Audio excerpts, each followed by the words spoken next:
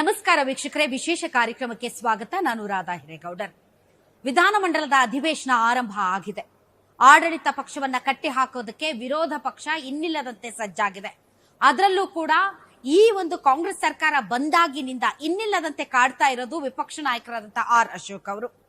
ಬೆಳಗ್ಗೆಯಿಂದ ರಾತ್ರಿಯವರೆಗೆ ಈ ಕಾಂಗ್ರೆಸ್ ಪಕ್ಷದ ನೀತಿ ನಿಲುವುಗಳನ್ನ ಖಂಡಿಸುತ್ತಾ, ಈ ಕಾಂಗ್ರೆಸ್ ಪಕ್ಷದ ಕಿವಿ ಹಿಂಡುತ್ತಾ ಸರ್ಕಾರ ಮತ್ತು ಸರ್ಕಾರದ ವಿರುದ್ಧ ಯಾವ ರೀತಿ ಯುದ್ಧವನ್ನ ಮಾಡಬೇಕೋ ಅದನ್ನ ಸದಾ ಮಾಡ್ತಾ ಇರುವಂತಹ ಸಾಮ್ರಾಟ್ ಅಶೋಕ್ ಅವರು ಈ ಬಾರಿ ಅಧಿವೇಶನದಲ್ಲಿ ಸಾಕಷ್ಟು ಅಸ್ತ್ರಗಳನ್ನ ಹಿಡ್ಕೊಂಡು ರೆಡಿ ಆಗಿದ್ದಾರೆ. ಅವರ ಬತ್ತಳಿಕೆಯಲ್ಲಿರುವಂತಹ ಬಾಣಗಳು ಎಂಥವು ಅನ್ನೋದು ಮುಂದಿನ ದಿನಗಳಲ್ಲಿ ಗೊತ್ತಾಗುತ್ತೆ. ಹಾಗಾದ್ರೆ ಸದ್ಯದ ರಾಜಕೀಯ ಪರಿಸ್ಥಿತಿ ಮತ್ತು ಅಧಿವೇಶನದಲ್ಲಿ ಉತ್ತರ ಕರ್ನಾಟಕದ ವಿಚಾರ ಸೇರಿದಂತೆ ಒಟ್ಟಾರೆ ಕುರ್ಚಿ ಕಿತ್ತಾಟ ಎಲ್ಲ ವಿದ್ಯಮಾನಗಳ ಬಗ್ಗೆ ಮಾತಾಡೋದಕ್ಕೆ ಮತ್ತು ಅವರಿಂದ ಉತ್ತರ ಪಡ್ಕೊಳ್ಳೋದಕ್ಕೆ ನಾನು ಕೆಟ್ಟ ಕುತೂಹಲದಿಂದ ಕಾಯ್ತಾ ಇದ್ದೀನಿ. ನಮ್ಮೊಂದಿಗೆ ಇದ್ದಾರೆ ವಿಪಕ್ಷ ನಾಯಕರಾದಂತಹ ಆರ್ ಅಶೋಕ್ ಅವರು. ಸರ್, ತಮಗೆ ವಿಶೇಷ ಕಾರ್ಯಕ್ರಮಕ್ಕೆ ಸ್ವಾಗತ. ಸರ್, ಒಬ್ಬ ವಿಪಕ್ಷ ನಾಯಕನಾಗಿ ಸರ್, ಈಗಿರುವಂತಹ ಆಡಳಿತ ಸರ್ಕಾರಕ್ಕೆ ತಾವು 100 ಅಲ್ಲಿ ಎಷ್ಟು ಮಾರ್ಕ್ಸ್ ಕೊಡ್ತೀರಿ? ಮಾರ್ಕ್ಸ್ ಇದ್ರೆ ಕೊಡ್ಬೋದಮ್ಮ. ಮಾರ್ಕ್ಸ್ ಇದ್ದೇ ಇರ್ತದೆ ಸರ್. ಇಲ್ಲ ಇಲ್ಲ, ಈಗ ಮಾರ್ಕ್ಸ್ ಕಾರ್ಡ್ ಕೊಡ್ಬೇಕಂದ್ರೆ ಮಾರ್ಕ್ಸ್ ಬೇಕೇ ಬೇಕು. ನೋಡಿ, ಈಗ ಬೆಳಗ್ಗೆನೂ ಕೂಡ ನಾನು ಮಂತ್ರಿಗಳದ್ದು ಲಿಸ್ಟ್ ಅನ್ನ ಬಿಡುಗಡೆ ಮಾಡಿದೆ, ಅಸೆಂಬ್ಲಿಯಲ್ಲಿ ಬಿಡುಗಡೆ ಮಾಡಿದೆ. ಯಾವ್ಯಾವ ಮಂತ್ರಿ ಏನೇನು ಪರ್ಸೆಂಟೇಜ್ ಆಫ್ ಇಲಾಖೆಯಲ್ಲಿ ಪ್ರಗತಿ ಮಾಡಿದ್ದಾರೆ ಅಂತೇಳಿ. ಪಾಸ ಇಲ್ಲ, ಸುಮಾರು 10 ಜನ ಮಂತ್ರಿಗಳು ಫೇಲ್ ಆಗಿದ್ದಾರೆ ಸರ್. 10, 11 ಮಾರ್ಕ್ಸ್ ತಗೊಂಡಿದ್ದಾರೆ. ಕೆಲವರು 14, ಕೆಲವರು 9. RDPR ಇಲಾಖೆ ಇದೆಯಲ್ಲ, ಖರ್ಗೆ ಅವರ ಮಗ, ಅವರು 11% ತಗೊಂಡ್ರು. ಜೀರೋ ತಗೊಂಡಿದ್ದಾರೆ ಸರ್? ಝೀರೋ ಇಲ್ಲ, ಇನ್ನ ಸದ್ಯಕ್ಕೆ ಝೀರೋ ಇಲ್ಲ. 2.5 ವರ್ಷ ಆಗಿದೆ ಅಲ್ಲ, ಸೊ ಒಂದ್ 5 ವರ್ಷ ಆದ್ಮೇಲೆ ಮತ್ತೆ ರಿವ್ಯಾಲ್ಯೂಯೇಷನ್ ಮಾಡಿ ಮತ್ತೆ ಝೀರೋ ಯಾರಿಗೆ ಕೊಡ್ಬೇಕಂತ ಯೋಚನೆ ಮಾಡ್ತೀವಿ. ಈಗ ನನಗನ್ಸೋ ಪ್ರಕಾರ ಇಲ್ಲ, ಈಗ ಬಹಳಷ್ಟು ಜನ ಮಂತ್ರಿಗಳು, ವಿಧಾನಸೌಧ ಅವ್ರ ಮನೆ, ಆ ಥರದವ್ರು ಬಹಳಷ್ಟು ಜನ ಮಂತ್ರಿಗಳಿದ್ದಾರೆ. ಒಂದು 7-8 ಜನ ಮಂತ್ರಿಗಳು ಆಕ್ಟಿವ್ ಆಗಿ ಕೆಲಸ ಮಾಡ್ತಾರೆ. ಇಲ್ಲ ಅಂತ ನಾನು ಹೇಳಲ್ಲ, ಎಲ್ಲರೂ ಸಾರಾಸಾಟ ಇದು ಮಾಡಲ್ಲ. ಉಳಿದವರೆಲ್ಲರೂ ಕೂಡ ವೇಸ್ಟು. ಈಗ ಅನುದಾನ ಕೊಡ್ತಾರಮ್ಮ, SC ST ಇಲಾಖೆಯಲ್ಲಿ ಅನುದಾನ ಕೊಟ್ಟಿದ್ದಾರೆ. ನಿಮಗೆ 25,000 ಅನುದಾನ ಕೊಟ್ರೆ ನೀವು 5,000 ಖರ್ಚು ಮಾಡಿದ್ದೀರಾ. ನಾನು ಬಿಡುಗಡೆ ಮಾಡಿದ್ದೀನಿ, ಹೌದು, ಮಧ್ಯಾಹ್ನ ಬಿಡುಗಡೆ ಮಾಡಿದ್ದೀನಿ. ನಾನು ಇದನ್ನ ಆದೇಶವನ್ನ ಬಿಡುಗಡೆ ಮಾಡಿದ್ದೀನಿ. ಮತ್ತೆ ಏನು ಹೇಳ್ಬೇಕು ಅವ್ರಿಗೆ? ಸರ್ಕಾರ ಹಣ, ಫೈನಾನ್ಸ್ ಡಿಪಾರ್ಟ್ಮೆಂಟ್ ಹಣ ಬಂದ್ರು ಖರ್ಚು ಮಾಡಕ್ ಯೋಗ್ಯತೆ ಇಲ್ಲ ಅಂದ್ರೆ ನೀವು ಮಾರ್ಕ್ಸ್ ಕೊಡಿ ಅಂದ್ರೆ ನಾನು ಎಲ್ಲಿಂದ ಕೊಡ್ಲಿ? ಮಾರ್ಕ್ಸ್ ಹೇಳಿ ಸರ್. 100ಗೆ ಮಾರ್ಕ್ಸ್ ಹೇಳಕ್ಕೂ ನಂಗೆ ತಲೆನೇ ಓಡ್ತಾ ಇಲ್ಲ. ಈಗ ಏನಾದ್ರೂ ಒಂದು ಅಚೀವ್ ಮಾಡಿದ್ದಾರೆ, ಒಂದು ಒಳ್ಳೆ ಕೆಲಸ, ಈಗ ಬಂದಪ್ಪ, ಈ ಮನುಷ್ಯ ಕರಪ್ಷನ್ ನಿಲ್ಸಿದ್ದಾನೆ, ಇಲ್ಲ ಬೇಡ, ಈ ಮನುಷ್ಯ ಒಂದು ಆಸ್ಪತ್ರೆ ಕಟ್ಟಿದ್ದಾನೆ, ಶಾಲೆ ಕಟ್ಟಿದ್ದಾನೆ, ಏನಾನೋ ಒಂದು ಪ್ರಗತಿ ಬೇಕಲ್ಲ, ಆ ಪ್ರಗತಿನ ಹೇಳಬೇಕು. ನಮ್ಮ DK ಶಿವಕುಮಾರ್ ಅಂತೂ ಸಾಕ್ಷಿ ಗುಡ್ಡೆ ಹೇಳಿದ್ದೆ ಗುಡ್ಡೆ. ನಾನು ಹುಡುಕ್ತಾ ಇದ್ದೀನಿ, 2.5 ವರ್ಷ ಆಯ್ತಲ್ಲ, ಎಲ್ಲವೇ ಗುಡ್ಡೆಗಳು ಅಂತ ಹುಡುಕ್ತಾ ಇದ್ದೀನಿ. ಒಂದು ಗುಡ್ಡೆ ಇಲ್ಲ, ಎಲ್ಲ ದುಡ್ಡಿನ ಗುಡ್ಡೆಗಳೇ ಬಿದ್ದವೆ ಹೊರತು. ಏನ್ ಸಾಕ್ಷಿ ಗುಡ್ಡೆ ಸರ್? ಅಭಿವೃದ್ಧಿ ಸಾಕ್ಷಿ ಗುಡ್ಡೆ ಬಿಡ್ತೀನಿ ಅಂತ ಹೇಳಿದ್ರು ಸರ್. ಎಲ್ಲಾ ಶಾಸಕರು ಒಂದು ಬುಕ್ಲೆಟ್ ಇಟ್ಕೊಂಡು ಓಡಾಡ್ತಾ ಇದಾರಲ್ಲ ಸರ್, ನುಡಿದಂತೆ ನಡೆದಿದ್ದೇವೆ ಸಾಧನೆಗಳು ಅಂತ. ಅದಕ್ಕೆ ನುಡಿದಂತೆ ನಡೆದಿದ್ದೀರಾ ಅಂತ ಅವರು ಅಡ್ವರ್ಟೈಸ್ಮೆಂಟ್ಗಳು ಕೊಟ್ಟಿದ್ದಾರೆ, ಪತ್ರಿಕೆಯಲ್ಲೆಲ್ಲ ಅಡ್ವರ್ಟೈಸ್ಮೆಂಟ್ ಕೊಟ್ಟಿದ್ದಾರೆ. ನಾನು ಬೆಳಗ್ಗೆ ಬಿಡುಗಡೆ ಮಾಡಿದ್ದೀನಿ. ಇಲ್ಲಿ ಉತ್ತರ ಕರ್ನಾಟಕಕ್ಕೆ ಅವರು 250 ಇಂಡಸ್ಟ್ರೀಸ್ನ ತರ್ತೀನಿ ಅಂತ ಪ್ರಮಾಣ ಅಂದ್ರೆ ಕೊಟ್ಟಿದ್ರು, ಭರವಸೆ ಕೊಟ್ಟಿದ್ರು. ಮತ್ತೆ ಕಂಪನಿಗಳ ಹೆಸರೆಲ್ಲ ನೋಟಿಫೈ ಮಾಡಿ ಹಾಕಿದ್ರು. ನಾನು ಬೆಳಗ್ಗೆ ವರದಿ ತಗೊಂಡಿದ್ದೀನಿ. ಎಲ್ಲ ಪ್ರೋಗ್ರೆಸ್ ಇದು ಇನ್ನೂ ಶುರುವಾಗಿಲ್ಲ. ಒಂದು ಆಗಿಲ್ಲ. 250ರಲ್ಲಿ 4 ಆಗಿದೆ. 250 ಮಾರ್ಕ್ಸ್ ಕೊಡು ಅಂದ್ರೆ ಎಷ್ಟು ಮಾಡ್ಕೊಂಡು ಹೋಲಿ? 5 ಗ್ಯಾರಂಟಿಗೆ 5 ಮಾರ್ಕ್ಸ್ ಆದ್ರೂ ಕೊಡಿ ಸರ್. ಪಾಪ ನೆನ್ನೆ ಲಕ್ಷ್ಮೀ ಹೆಬ್ಬಾಳ್ಕರ್ ಅವರು ನಮ್ಮ ಪ್ರಶ್ನೆಗೆ ಉತ್ತರ ಕೊಡಬೇಕಾದ್ರೆ ನನ್ನ ಕೈಲಿ 4 ತಿಂಗಳಿಂದ ದುಡ್ಡು ಕೊಡೋಕ್ಕಾಗ್ತಾ ಇಲ್ಲ, 2,000 ರೂಪಾಯಿ ಫೈನಾನ್ಸ್ ಅವರು ಕ್ಲಿಯರ್ ಮಾಡ್ತಾ ಇಲ್ಲ ಅಂತ ಒಂಥರ ಅಂದ್ರೆ ಅನಾಥ ತರ ಮಾತಾಡ್ತಾರೆ. ಆಗಸ್ಟ್ ವರೆಗೆ ಕೊಟ್ಟಿದೀವಿ ಅಂತ ಹೇಳಿದ್ರು ಅವರು. ಆಗಸ್ಟ್ ವರೆಗೆ ಕ್ಲಿಯರ್ ಆಗಿದೆ ಇವಾಗ ಹೇಳಿದ್ರಲ್ಲ, 3 ತಿಂಗಳು ಪತ್ರಿಕೆಯಲ್ಲೂ ಬಂದಿದೆ, ಮಾಧ್ಯಮದಲ್ಲೂ ಬರ್ತಾ ಇದೆ. 3 ತಿಂಗಳಿಂದ ಕೊಟ್ಟೇ ಇಲ್ಲ. ಹೇಳಿದ್ದೇನು, ಪ್ರತಿ ತಿಂಗಳು ನಿಮ್ಮ ಮನೆ ಬಾಗಿಲಿಗೆ 2,000 ಕೊಡ್ತೀರಿ ಎಲ್ಲರಿಗೂ ಹೇಳಿದ್ರು. ಈಗ 3 ತಿಂಗಳಿಗೆ 6 ತಿಂಗಳಿಗೆ ಅಂದ್ರೆ ಇವ್ರಿಗೆ ಮಾರ್ಕ್ಸ್ ಕೊಡಕ್ಕೂ ಆಗಲ್ಲ. ಆ GST ಹಣ ಜಲ್ದಿ ಬರ್ತಾ ಇಲ್ವಂತೆ ಸರ್. 1 ತಿಂಗಳು 2 ತಿಂಗಳು ಲೇಟ್ ಆಗ್ತಾ ಇದೆ ಅಂತ ಕೇಂದ್ರದಿಂದ ಬರೋದು, ಅದನ್ನು ಹೇಳಿದ್ದಾರೆ ರಾಯ್ ರೆಡ್ಡಿ ಅವರು. ಅಲ್ಲ, ಈ ಸರ್ಕಾರಕ್ಕೆ ಹಣ ಬರ್ತಾ ಇಲ್ವೋ? ಹಿಂದೆ 40-50 ವರ್ಷದಿಂದ ಆಡಳಿತ ಮಾಡಿದಾರಲ್ಲ ಭಾಳಷ್ಟು ಸರ್ಕಾರಗಳು, ಅವ್ರಿಗೂ ಇದೇ ಆಗ್ಬೇಕಲ್ಲ ಎಲ್ಲರಿಗೂ, ಹೊಸ್ದಾಗೇನೇ ಇಲ್ಲ. ಈಗ ರಾಜ್ಯ ಸರ್ಕಾರದಲ್ಲಿ ನಾವು ಹಣ ಇದ್ದರೆ, ನಮ್ಮ ಹತ್ರ ಹಣ ಇತ್ತು ಅಂತ ನಾವು ಕೊಡ್ತೀರಿ. ಕೇಂದ್ರ ಸರ್ಕಾರ ಬಂದಾಗ ಆಟೋಮೆಟಿಕ್ಕು, ಈಗ ಕೇಂದ್ರ ರಾಜ್ಯ ಸರ್ಕಾರಗಳು ಸೇಮ್ ಟೈಮ್ಗೆ ಎಲ್ಲ ಹಣ ಬರಲ್ಲ. ನಮ್ಮಲ್ಲೂ ಹಣ ಬರ್ತೈತೆ, ನಮ್ಮಲ್ಲಿ ಸಫಿಷಿಯೆಂಟ್ ಹಣ ಇದ್ದರೆ ನಾವು ಕೊಡ್ತೀರಿ. ಕೇಂದ್ರದ ಹಣ ಬಂದರೆ ನಮ್ಮ ಅಕೌಂಟಲ್ಲಿ ಇರ್ತೈತೆ ಅಷ್ಟೇ. ಅದೇನು ವ್ಯತ್ಯಾಸ ಅಲ್ಲ. ನಿಮ್ಮಲ್ಲಿ ಹಣ ಇಲ್ಲ, ಪಾಪರ್ ಆಗ್ಬಿಟ್ಟಿದ್ದೀರಾ. ನಿನಗೆ ಅವತ್ತಿನ ಊಟಕ್ಕೆ ಇರೋದು ಅಷ್ಟೇ. ಅದು ಇವತ್ತು ಹಾಲಿನ ಸಬ್ಸಿಡಿ ಕೊಟ್ಟೇ ಇಲ್ಲ. 630 ಕೋಟಿ ಕೊಡಬೇಕು ರೈತರಿಗೆ, ಕೊಟ್ಟೇ ಇಲ್ಲ. ಈಗ ಹೇಳಿದ್ರಲ್ಲ 3 ತಿಂಗಳಿಂದ 2,000 ಕೊಡ್ತಾ ಇಲ್ಲ. ಅಂಗನವಾಡಿ ಕಾರ್ಯಕರ್ತರಿಗೆ ಪ್ರಮೋಷನ್ ಕೊಡ್ತೀನಿ ಅಂದರು, ಅವ್ರಿಗೂ ಕೊಟ್ಟಿಲ್ಲ. ಇಡೀ ರಾಜ್ಯದಲ್ಲಿ ನೀವು ಯಾವುದೇ ಇಲಾಖೆ ತಗೊಳ್ರಿ, ಎಲ್ಲ ಇಲಾಖೆಯಲ್ಲೂ ಹಣ ಇಲ್ಲ, ಪ್ರಾಜೆಕ್ಟ್ಗಳಿಲ್ಲ. ಈಗ ಉತ್ತರ ಕರ್ನಾಟಕದ್ದು ಕೃಷ್ಣೆಯ ಕಣ್ಣೀರು ಅಂದರು. ನೀವು ಉತ್ತರ ಕರ್ನಾಟಕದವರು ಅಂತ ತಿಳ್ಕೊಂಡಿದ್ದೀರಿ. ಕೃಷ್ಣೆಯ ಕಣ್ಣೀರು ಪುಸ್ತಕನೇ ಬರೆದ್ರು. ಆ ಕಣ್ಣೀರು ವರ್ಷಕ್ಕೆ ಪ್ರತಿ ವರ್ಷ 10,000 ಕೋಟಿ ಕೊಡ್ತೀರಿ ಅಂತ. ಅಂದ್ರೆ 5 ವರ್ಷದಲ್ಲಿ 50,000 ಕೋಟಿ. ಇನ್ನೂ 1 ನಯಾ ಪೈಸೆ ಕೊಟ್ಟಿಲ್ಲ. ಕೇಂದ್ರನು ಕೊಡ್ತೀನಿ ಅಂತ ಹೇಳಿತ್ತಲ್ಲ ಸರ್. ನೋಡಿ, ಕೇಂದ್ರ ಕೊಡಬೇಕಾದ್ರೆ ಇವರು ಅದಕ್ಕೆ ಸರಿಯಾದಂಥ ಒಂದು ವ್ಯವಸ್ಥೆ ಇದೆ. ಇಡೀ ಅವರೇನು ಕರ್ನಾಟಕಕ್ಕೆ ಒಂದಕ್ಕೆ ಕೊಡಲ್ಲ, ಇಡೀ ದೇಶದಲ್ಲಿರುವಂಥ ಎಲ್ಲ ನೀರಾವರಿ ಯೋಜನೆಗಳಿಗೆ ಅವರು ಯಾವುದು ಫಿಟ್ ಅಂತ ಅನಿಸುತ್ತೋ ಅದಕ್ಕೆ ಕೊಡ್ತಾರೆ. ಅವರು ಅದನ್ನು ತರುವಂಥ ಧೈರ್ಯ, ಶಕ್ತಿ ಈ ಸರ್ಕಾರಕ್ಕೆ ಇರಬೇಕು. ಪದೇ ಪದೇ ಹೋಗ್ತಾರಲ್ಲ ಸರ್, ಹೋಗಿ ಎಲ್ಲಾರನ್ನು ಭೇಟಿ ಮಾಡ್ಕೊಂಡ್ ಬರ್ತಾರಲ್ಲ ಸರ್. ಅಲ್ಲ, ಈಗ ಸಿದ್ದರಾಮಯ್ಯನವ್ರಿಗೆ ನಾಟಿ ಕೋಳಿ ತಿನ್ನಕ್ಕೆ ಟೈಮ್ ಐತೆ. 4 ಅವರು 5 ಅವರು ಕೂತ್ಕೊಂಡು ನಾಟಿ ಕೋಳಿ. GST ಮೀಟಿಂಗ್ ಯಾಕೆ ಹೋಗಲ್ಲ? ಈಗ 2.5 ವರ್ಷ ಆಯ್ತಲ್ಲ, GST ಮೀಟಿಂಗ್ಗಳಿಗೆ ಯಾವ GST ಮೀಟಿಂಗ್ ಹೋಗಿದ್ದಾರೆ ಮುಖ್ಯಮಂತ್ರಿ? ಅಲ್ಲಿ ತಾನೇ ತೀರ್ಮಾನ ಆಗೋದು. ಇದು ಕುರ್ಚಿ ಉಳಿಸ್ಕೊಳ್ಳೋದಕ್ಕೆ ಸರ್, ಇದು ಕುರ್ಚಿ ಉಳಿಸ್ಕೊಳ್ಳೋದಕ್ಕೆ ನಾಟಿ ಕೋಳಿ ಸಾರು ಮುದ್ದೆ ಹಂಗೆ ಫಾರ್ಮುಲಾ ಮಾಡ್ಬಿಡಿ. ನಾಟಿ ಕೋಳಿ ತಿನ್ನೋದ್ರಿಂದ ಕಾಂಗ್ರೆಸ್ ಅಲ್ಲಿ ಇಡೀ ದೇಶದಲ್ಲಿ ಎಲ್ಲಾ ಪ್ರಾಬ್ಲಮ್ ಸಾಲ್ವ್. ಇನ್ಮೇಲೆ ರಾಹುಲ್ ಗಾಂಧಿ ಒಂದು ಲೆಟರ್ ಬರೀಲಿ, ನೋಡಿ ಈ ಮಾಡಲ್, ಅವ್ರ ಮಾಡಲ್ ಹೇಳ್ತಾ ಇದ್ದಲ್ಲ, 5 ಗ್ಯಾರಂಟಿ ಕರ್ನಾಟಕ ಮಾಡಲ್ ಮಾಡಿದೆ, ಇದು ಇಡೀ ದೇಶಕ್ಕೆ ಕೊಡಬೇಕು ಅಂತ ಹೇಳಿದ್ದಾರೆ ರಾಹುಲ್ ಗಾಂಧಿ ಅವರು. ಈಗ ಒಂದು ನಾಟಿ ಕೋಳಿ ಸಾರು ಇಡೀ ದೇಶದಲ್ಲಿ ಕಾಂಗ್ರೆಸ್ ಎಲ್ಲೆಲ್ಲಿ ಒಡಕಿದೆ ಅಲ್ಲಿ ನಾಟಿ ಕೋಳಿ ಸಾರು ತಿನ್ಬಿಡಿ ಅಂತ ಹೇಳಿ.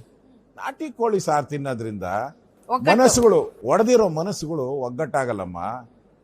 ಕಣ್ಣಲ್ಲಿ ಕಣ್ಣಿಟ್ಟು ಮಾತಾಡೋ ಶಕ್ತಿಯನ್ನ ಅವರಿಬ್ರು ಕಳ್ಕೊಂಡ್ಬಿಟ್ಟಿದ್ದಾರೆ, CM ಡೆಪ್ಟಿ CM. ಅದರಿಂದನೇ ರಾಜ್ಯದ ಪರಿಸ್ಥಿತಿ ಅಧ್ವಾನ ಎದ್ದೋಗಿರೋದು. ಫ್ಲಡ್ ಬಂದು ರೈತರು ಕಣ್ಣೀರಾಗ್ತಾ ಇರೋದು, ಕಬ್ಬು ಬೆಳೆಗಾರರು ರೋಡ್ಗಿಳಿದು ತಿಂಗಳುಗಟ್ಟಲೆ ಧರಣಿ ಮಾಡ್ತಾ ಇರೋದು, 2,425ಕ್ಕೂ ಹೆಚ್ಚು ರೈತರ ಆತ್ಮಹತ್ಯೆ. ದೇಶದಲ್ಲಿ 2ನೇ ಸ್ಥಾನ ಕೊಟ್ಟಿದ್ದಾರೆ ಆತ್ಮಹತ್ಯೆಗಳು, ರೈತರ ಆತ್ಮಹತ್ಯೆಯಲ್ಲಿ. ಇಷ್ಟಾದ್ರೂ ಕೂಡ ನುಡಿದಂತೆ ನಡೆದ ಸರ್ಕಾರ.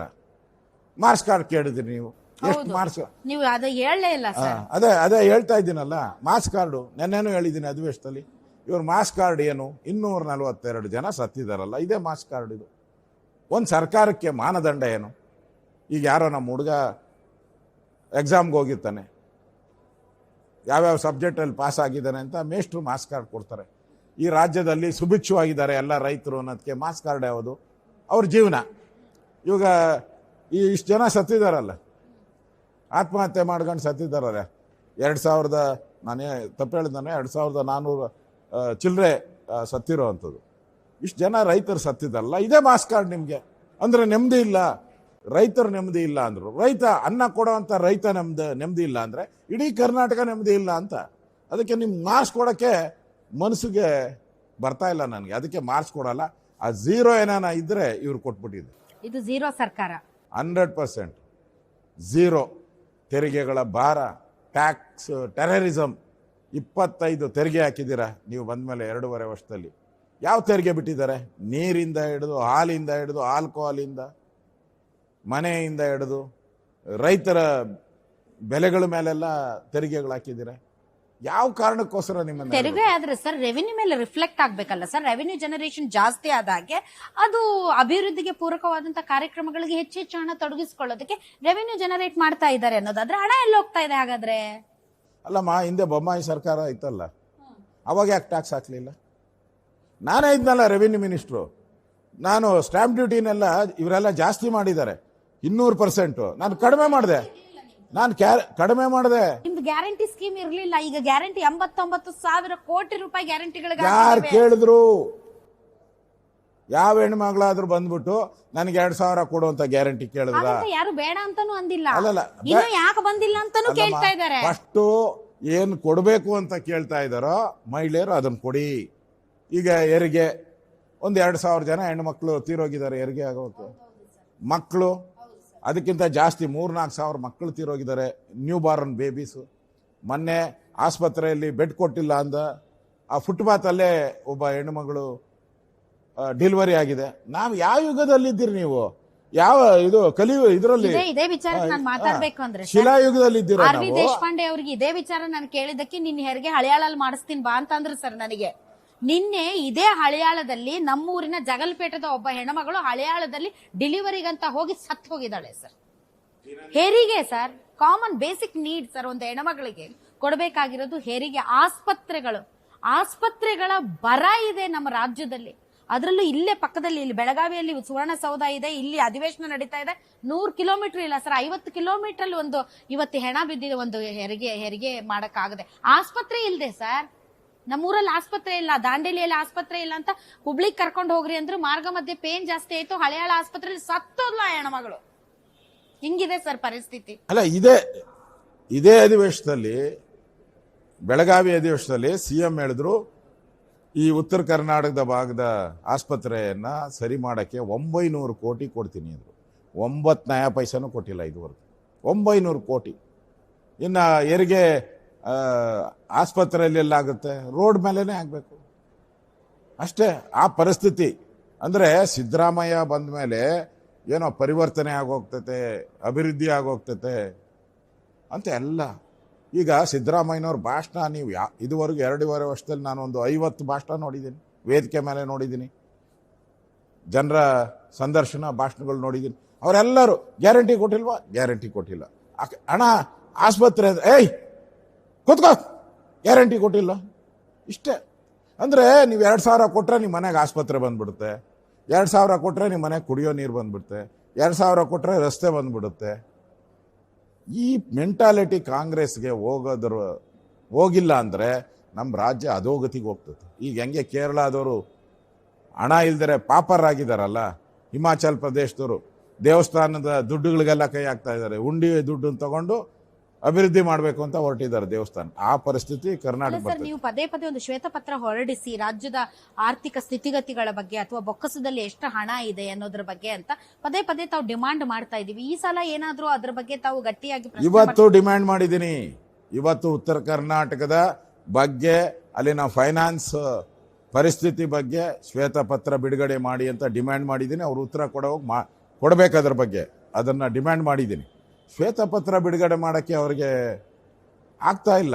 ಯಾಕೆಂದರೆ ಅದೇನ ಶ್ವೇತಪತ್ರ ಬಿಡುಗಡೆ ಆದರೆ ರಾಜ್ಯದ ಜನ ಚಿಮಾರಿ ಆಗ್ತಾರೆ. ಅದು ಡಾಕ್ಯುಮೆಂಟ್ ಆಗುತ್ತೆ. ಡಾಕ್ಯುಮೆಂಟ್ ಅವ್ರೇನು ಹೇಳ್ತಾರೆ, BJP ಅವರೆಲ್ಲ ಸಾಲ ಬಿಟ್ಬಿಟ್ಟು ಔಟ್ರು ಅಂತ. ನಾವು ಬೊಮ್ಮಾಯಿ ಸರ್ಕಾರ ಸಾಲ ಬಿಟ್ಬಿಟ್ಟು ಔಟ್ರಿ ಅಂತ 10 ವರ್ಷಕ್ಕಾಗುವಷ್ಟು ಗುತ್ತಿಗೆಗಳನ್ನ ಕೊಟ್ಟುಬಿಟ್ಟು ನಮ್ಮನ್ನ ಸಾಲ ಬಿಟ್ಬಿಟ್ಟು ಆಯ್ತು. ನಾನು ಇವಾಗ ನಿಮ್ಮ ಮುಖಾಂತರ ಗ್ಯಾರಂಟಿ TV ಮುಖಾಂತರ ನಾನು ಅವ್ರಿಗೆ ಚಾಲೆಂಜ್ ಕೊಡ್ತೀನಿ. ಬೊಮ್ಮಾಯಿ ಅವರು ಮಾರ್ಚಲ್ಲಿ ಬಜೆಟ್ ಮಾಡಿದ್ರು, ಡಿಫಿಷಿಯೇಟ್ ಬಜೆಟ್ ಮಾಡಿದ್ರ, ಸರ್ಪ್ಲಸ್ ಬಜೆಟ್ ಮಾಡಿದ್ರು. ಸರ್ಪ್ಲಸ್ ಅಂದರೆ ಹಣ ಎಕ್ಸಸ್ ಇದೆ ಅಂತೇಳಿ ಬಡ್ಜೆಟಲ್ಲಿ ಮಾಡುವಾಗ ಮುಚ್ಚುಮರೆ ಮಾಡೋಕ್ಕಾಗಲ್ಲ, ಸಾಧ್ಯನೇ ಇಲ್ಲ. ಯಾಕಂದ್ರೆ ಓಪನ್ ಅದು ಕೋಟ್ಯಾಂತರ ಜನ ನೋಡ್ತಾರೆ, ಆರ್ಥಿಕ ತಜ್ಞರು 1000 ಜನ ಅದನ್ನ ವಿಶ್ಲೇಷಣೆ ಮಾಡ್ತಾರೆ, ಪ್ರತಿದಿನ ವಿಶ್ಲೇಷಣೆ ಮಾಡ್ತಾರೆ ಬಡ್ಜೆಟ್ ಮಾಡಿದಾಗ. ನಾನು ನೆನ್ನೆ ಬೊಮ್ಮಾಯಿಯವ್ರು ಫೋನ್ ಮಾಡಿ ಏನು ಇದ್ರ ಬಗ್ಗೆ ಅಂತ ಕೇಳಿದಾಗ ಅವ್ರು ಹೇಳಿದ್ರು 24,600 ಕೋಟಿ ಕ್ಯಾಶ್ ಬಿಟ್ಟೋಗಿದ್ದೀನಿ ನಾನು ಅಲ್ಲಿ.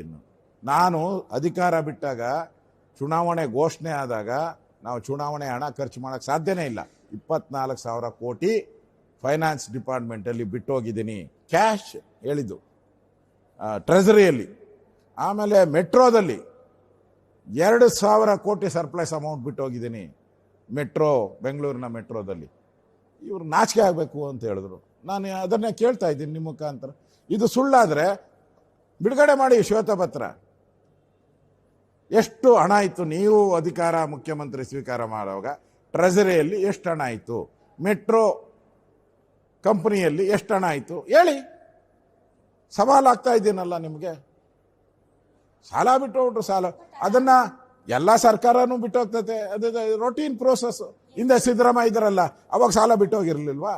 ಅವಾಗ ಬಿಟ್ಟು ಹೋಗಿದ್ರು. ಆದ್ರೆ ಸರ್, ಅದಾದ್ಮೇಲೆ ಬಸವರಾಜ ಬೊಮ್ಮಾಯಿ ಅವರ ಪಿರಿಯಡ್ ಆದೋದ್ಮೇಲೆ ಸಿದ್ದರಾಮಯ್ಯನವರ ಸರ್ಕಾರ ಬಂದಾಗ ಮೊದಲ ಬಜೆಟ್ ಪುಸ್ತಕದಲ್ಲಿ ಅವರು ಎಷ್ಟು ಗೊತ್ತು ಗುರಿ ಇಲ್ದ ಹಾಗೆ ಇವರು ಪ್ರಾಜೆಕ್ಟ್ಗಳಿಗೆ ಅಥವಾ ಎಷ್ಟು ಗುತ್ತಿಗೆಗಳಿಗೆ ಅನುಮೋದನೆ ಕೊಟ್ಟು ಎಷ್ಟು ಹೊರೆ ಬಿಟ್ಟು ಹೋಗಿದ್ದಾರೆ ಅನ್ನೋದನ್ನ ಕೂಡ ಬಜೆಟ್ ಪುಸ್ತಕದಲ್ಲೇ ನಮೂದನೆ ಮಾಡಿದ್ರು. ತಾವು ನೋಡಿದಿರಲ್ಲೋ, ತಮ್ಮ ಗಮನಕ್ಕೆ ಬಂದಿದೆಯೋ ಗೊತ್ತಿಲ್ಲ. ನಿಮ್ಗೇನ್ ಪ್ರಾಬ್ಲಮು? ಅಲ್ಲಮ್ಮ, ಯಾವ್ದೋ ರೋಡ್ ಮಾಡಿ ಅಂತ ಹೇಳ್ಬಿಟ್ಟು ಹೋಗಿದ್ರು. ನಿನಗೇನ್ ಪ್ರಾಬ್ಲಮು? ಟೆಂಡರ್ ಇಶ್ಯೂ ಮಾಡಿ ಹೋಗಿದ್ರು. ಮಾಡಿ ಹಣ ಬರ್ತೈತೆ, ಅದಕ್ಕೆ ಮಾಡಿರ್ತಾರೆ. ಈಗ ಯಾವುದೇ ಒಂದು ಟೆಂಡರ್ ಕರಿಬೇಕಾದ್ರೆ 30% ಹಣ ಕೊಡ್ದಿದ್ದು ಟೆಂಡರ್ ಕರೀತಾರ? ನೀವ್ ಹೇಳಿ. ಯಾವುದಾದ್ರೂ ಟೆಂಡರ್ ಕರಿಬೇಕಾದ್ರೆ ಮಿನಿಮಮ್ ಅಲ್ಲಿ 30% ಹಣ ಇಟ್ಟಿರ್ಬೇಕು. ಹಣ ಇಟ್ಟರೆ ಟೆಂಡರ್ ಕರೆಯೋದು. ಇದು ಕಾಮನ್ ಸೆನ್ಸ್ ಇರೋರು. 10 ವರ್ಷಕ್ಕಾಗೋದು ನೀವು ಒಂದೇ ವರ್ಷಕ್ಕೆ ಕೊಟ್ಟುಬಿಟ್ಟು ಹೊಸ ಅಭಿವೃದ್ಧಿಗೆ ಹೊಸ ಟೆಂಡರ್ಗಳನ್ನು ನಾವೆಂಗ್ ಕರೆಯೋದು? ಇವ್ರು ಕೊಟ್ಟಿರೋದೇ ಇನ್ನೂ ಬಾಕಿ ಉಳಿದಿದಾವೆ, ಎಷ್ಟೊಂದು ಕೊಡಕ್ಕಾಗ್ತಿಲ್ಲ ಹಣ ಅಂತ. ಬಟ್ ಮಾತಾಡೋಣ ಸರ್. ಇವತ್ತು ನಮ್ದು ಉತ್ತರ ಕರ್ನಾಟಕಕ್ಕೆ ಒಂದು ವಿಶೇಷವಾದಂತಹ ವಿಚಾರಗಳನ್ನ ಪ್ರಸ್ತಾಪ ಮಾಡೋದಕ್ಕೆ ಕರೆದಿರುವಂತಹ ಅಧಿವೇಶನ ಇದು ಸರ್. ತಾವು ಭಾಷಣದಲ್ಲಿ ಹೇಳ್ತಾ ಇದ್ರು ನೋಡಿ, ಕುರ್ಚಿ ಕಿತ್ತಾಟದಲ್ಲಿ ಉತ್ತರ ಕರ್ನಾಟಕದ ಸಮಸ್ಯೆಗಳು ಗೋವಿಂದ ಗೋವಿಂದ ಅಂತ ಅಂದ್ರಿತಾವು. ಸೊ ಉತ್ತರ ಕರ್ನಾಟಕದ ವಿಚಾರಗಳ ಬಗ್ಗೆ ಮಾತಾಡುವಂತಹ ಸಂದರ್ಭದಲ್ಲಿ ಸರ್, ನೀವೆಲ್ಲ ಭಾಷಣ ಮಾಡಿ ಹೋಗ್ತೀರಿ ಸರ್, ಆದ್ರೆ ಒಂದು ಇಲಾಖೆ ಉತ್ತರ ಕರ್ನಾಟಕಕ್ಕೆ ಇನ್ನೂ ಮಟ್ಟ ಬಂದಿಲ್ರಿ ಸರ್. ಉತ್ತರ ಕರ್ನಾಟಕದ ಸಮಸ್ಯೆಗಳು ಪ್ರತಿ ಸಲ ಚರ್ಚೆ ಮಾಡ್ತೀರಿ, ಮತ್ತೆ ಅದೇ ಸಮಸ್ಯೆಗಳನ್ನ ಚರ್ಚೆ ಮಾಡ್ತೀರಿ. ಅಂದ್ರೆ ಪರಿಹಾರ ಏನ್ರಿ ಸರ್? ನಾನು ಅದನ್ನೇ ಹೇಳಿದೆ. ಇಲ್ಲಿ ಪರಿಹಾರ ಆಗಬೇಕಾದ್ರೆ ಒಂದು ಮಾಸ್ಟರ್ ಪ್ಲಾನ್ ಬೇಕು, ಒಂದು ಆಕ್ಷನ್ ಪ್ಲಾನ್ ಬೇಕು. ಯಾವುದೇ ಸರ್ಕಾರ ಬಂದರೂ ಅದನ್ನು ಕಂಟಿನ್ಯೂ ಮಾಡಬೇಕು. ಈಗ ಮೆಟ್ರೋ ಕೆಲಸ ಕಾಮಗಾರಿ ನಡೀತಾ ಇದೆ. ನಾವಿದ್ದಾಗೂ ಸದಾನಗೌಡರು ಮುಖ್ಯಮಂತ್ರಿ ಆಗಿದ್ದಾಗ ಪ್ರಾರಂಭ ಆಯಿತು ಮೆಟ್ರೋ. ಅವಾಗ ನಾವೇ ಫಸ್ಟ್ ಪೂಜೆ ಮಾಡಿದ್ರಿ. ಅದಾದಮೇಲೆ ಎಲ್ಲ ಸರ್ಕಾರಗಳು ಕಂಟಿನ್ಯೂ ಮಾಡ್ತಾ ಇದ್ದಾರೆ. ಪ್ರಾಜೆಕ್ಟ್ ನಡೀತಾನೆ ಇದೆಯಲ್ಲ, ನಿಲ್ಬಾರ್ದು. ಹಾಗೆ ಉತ್ತರ ಕರ್ನಾಟಕಕ್ಕೂ ಒಂದು ಪ್ರಾಜೆಕ್ಟ್ ಬರಬೇಕಲ್ಲ. ಏನಾದರೂ ಒಂದು ಆಕ್ಷನ್ ಪ್ಲಾನ್ ಮಾಡಿ 10 ವರ್ಷದ ಪ್ರಾಜೆಕ್ಟು ಮಾಡಿ ಅದಕ್ಕಿಷ್ಟು ಹಣ ಬೇಕು ಅಂತ ಒಂದು ಫಿಕ್ಸ್ ಮಾಡಿ ಯಾವುದೇ ಸರ್ಕಾರ ಬಂದರೂ ಕಂಟಿನ್ಯೂ ಮಾಡಬೇಕು. ಆ ಥರದ ಪ್ರಾಜೆಕ್ಟ್ ಅನ್ನು ಮಾಡಿ ಅದ್ರ ಬಗ್ಗೆ ಚರ್ಚೆ ಮಾಡಿ ಸರ್. ಯಾಕೆ ಅಂದ್ರೆ ನೀವು ನೋಡಿ, ಉತ್ತರ ಕರ್ನಾಟಕ ಭಾಗದ ಬಿಜೆಪಿ ಶಾಸಕರುಗಳು ಸರ್, ಅದು ಜೊಲ್ಲೆ ಅವರಾಗಿರ್ಬೋದು, ಇವತ್ತು ಹನುಮಂತ ನಿರಾಣಿ ಅವರು ಕೂಡ ಮಾತಾಡಿದ್ದಾರೆ. ಏನ್ ಹೇಳಿದ್ದಾರೆ? ಆಗಿರುವಂತಹ ಮುಖ್ಯಮಂತ್ರಿಗಳಲ್ಲಿ 14 ಜನ ದಕ್ಷಿಣ ಭಾರತದವರು, 7 ಜನ ಉತ್ತರ ಭಾರತದವರು, ಅವರು 7 ಜನ ಪೂರ್ಣಾವಧಿ ಸಿಎಂಗಳಲ್ಲ. ಇಂತಹ ಪರಿಸ್ಥಿತಿಯಲ್ಲಿ ನಾವು ಪ್ರತ್ಯೇಕ ರಾಜ್ಯದ ಬಗ್ಗೆ ಯಾಕೆ ಮಾತಾಡಬಾರ್ದು ಅಂತ ಕಂಟಿನ್ಯೂಸ್ ಆಗಿ 2 ದಿನದಿಂದ ನಾ ಎಲ್ಲಾರನ್ನೂ ಮಾತಾಡ್ತೀನಿ. ಎಲ್ಲರ ಮಾತು ಅದೇ, ಈ ಬಾರಿ ಅಂತೂ ಏನೂ ಸಮಸ್ಯೆ ಪರಿಹಾರ ಇಲ್ಲ ಅಂದ್ರೆ ಪ್ರತ್ಯೇಕ ರಾಜ್ಯ ಒಂದೇ ಪರಿಹಾರ. ಎಲ್ಲರೂ ಮಾತಾಡಕ್ ಶುರು ಮಾಡಿಬಿಟ್ಟಿದ್ದಾರೆ ಸರ್. ತಾವು ಅಖಂಡತೆಯ ಬಗ್ಗೆ ಮಾತಾಡೋರು 6 ವರ್ಷಕ್ಕೆ ಸರ್, ಯಾವತ್ತೂ ಕೂಡ ಪ್ರತ್ಯೇಕತೆ ಬಗ್ಗೆ ಮಾತಾಡಿಲ್ಲ. ಹಿಂಗಾದ್ರೆ ಸಮಸ್ಯೆಗಳು ಉದ್ಭವ ಆಗುತ್ತಲ್ರಿ ಸರ್? ಸಾಧ್ಯನೇ ಇಲ್ಲಮ್ಮ. ಇವತ್ತಿನ ಜನ ಮಾತಾಡ್ಬೋದು, ಅವತ್ತು ಇದಕ್ಕಿಂತ ಆರ್ಥಿಕ ಪರಿಸ್ಥಿತಿ ಬಹಳ ದುಸ್ಥಿರ ಇತ್ತು. ಅವತ್ತೆಲ್ಲ ಕನ್ನಡಿಗರು ಒಟ್ಟಾಗಿ ಕನ್ನಡ ಅಖಂಡ ಕರ್ನಾಟಕ ಆಗಬೇಕು ಅಂತೇಳಿ ಸಾವಿರಾರು ಜನ, ಲಕ್ಷಾಂತರ ಜನ, ಕೋಟ್ಯಾಂತರ ಜನ ಹೋರಾಟ ಮಾಡಿದ್ರು. ಕಲಾವಿದರು ಮಾಡಿದ್ರು, ಜ್ಞಾನಿಗಳು ಮಾಡಿದ್ರು, ಸಾಹಿತಿಗಳು. ಅದ್ರ ಫಲ ಆಗಿರೋ ಅಂಥದ್ದು. ಭಾಗ ಆಗೋದ್ರಿಂದ ಅಭಿವೃದ್ಧಿ ಆಗದಾದ್ರೆ ನಾನು ಎಲ್ಲರಿಗೂ, ಬಿಜೆಪಿ ಆಗಲಿ, ಕಾಂಗ್ರೆಸ್ ಆಗಲಿ, ಜನತಾದಳ ಆಗಲಿ, ಯಾರೇ ಆಗಲಿ, ಅವರೆಲ್ಲರಿಗೂ ಹೇಳೋದು, ಈಗ ಆದಾಯ ಎಲ್ಲಿಂದ ಬರುತ್ತೆ? ಈಗ ಟ್ರೆಜರಿಗೆ, ಕರ್ನಾಟಕದ ಟ್ರೆಜರಿಗೆ ಆದಾಯ ಎಲ್ಲಿಂದ ಬರ್ತದೆ? 65% ಬೆಂಗಳೂರು ಒಂದರಿಂದಾನೆ ಬರ್ತದೆ. ಯಾಕೆಂದ್ರೆ ಸರ್, ಇಲ್ಲಿ ಕೈಗಾರಿಕೆಗಳಿಲ್ಲ, ಭಾಗ ಆದ್ರೆ ನಿಮ್ಗೆ ಎಲ್ಲಿಂದ ಬರ್ತದೆ ಹಣ? ಹಣ ಎಲ್ಲಿಂದ ಬರ್ತದೆ? ಈಗ ಹೈದರಾಬಾದ್ಗೆ ಪ್ಯಾರಲಲ್ ಆಗಿ ಅಮರಾವತಿನ ಹೇಗೆ ಅಭಿವೃದ್ಧಿ ಮಾಡಿದ್ರೆ ಹಾಗೆ ಮಾಡ್ತೀವಿ ಅಂತ ಇವ್ರು ಹೇಳೋದು.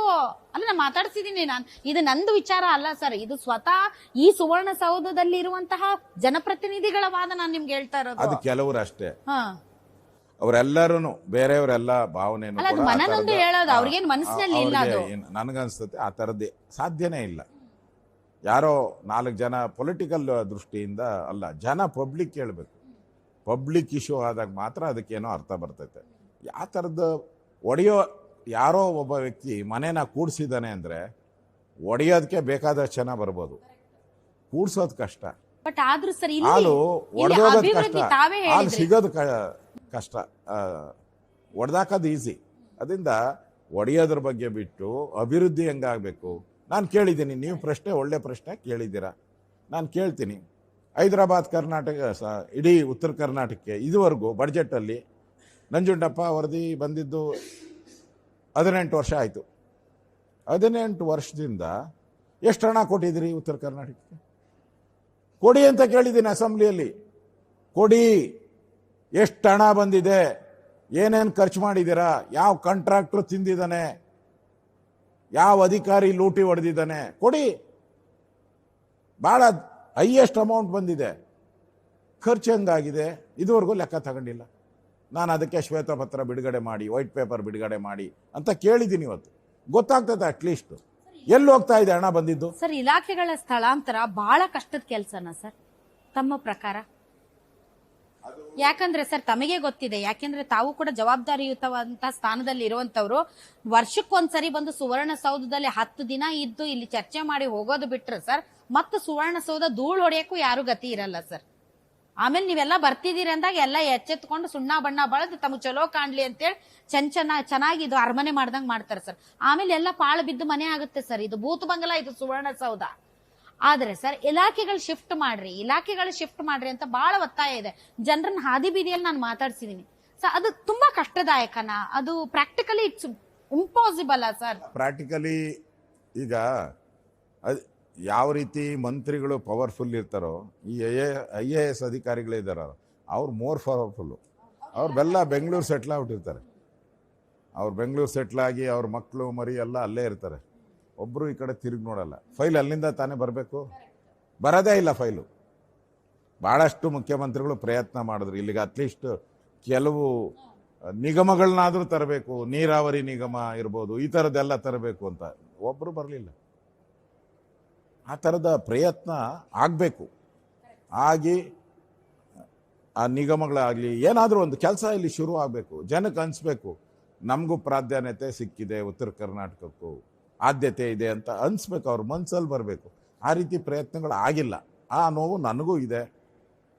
ಆ ದೃಷ್ಟಿಯಿಂದಾನೇ ನಾನು ಇವತ್ತು ಈ ಅಧಿವೇಶನದಲ್ಲಿ ಸರ್ ನೀವು ಅಟ್ಲೀಸ್ಟ್ ಒಂದು 5-6 ನಿಗಮಗಳನ್ನಾದ್ರೂ ಈ ಕಡೆ ತರಿಸ್ಕೊಡ್ಬೇಕು ಸರ್. ಆ ಮೂಲಕ ಸರ್ ಈ ಉತ್ತರ ಕರ್ನಾಟಕದ ಜನ ನಿಮ್ಮನ್ನ ನೆನಪಿಟ್ಕೋತಾರೆ ಸರ್. ಒಬ್ಬ ವಿಪಕ್ಷ ನಾಯಕರ ಆರ್ ಅಶೋಕ್ ಅವ್ರನ್ನ ಈ ಕಡೆ ಉತ್ತರ ಕರ್ನಾಟಕ ಜನ ನೆನಪಿಟ್ಕೊಳ್ಬೇಕು ಅಂದ್ರೆ ಸರ್ ಅಂತದ್ದೊಂದು ಮಾಡಿಸ್ಬೇಕು ಸರ್ ನೀವು.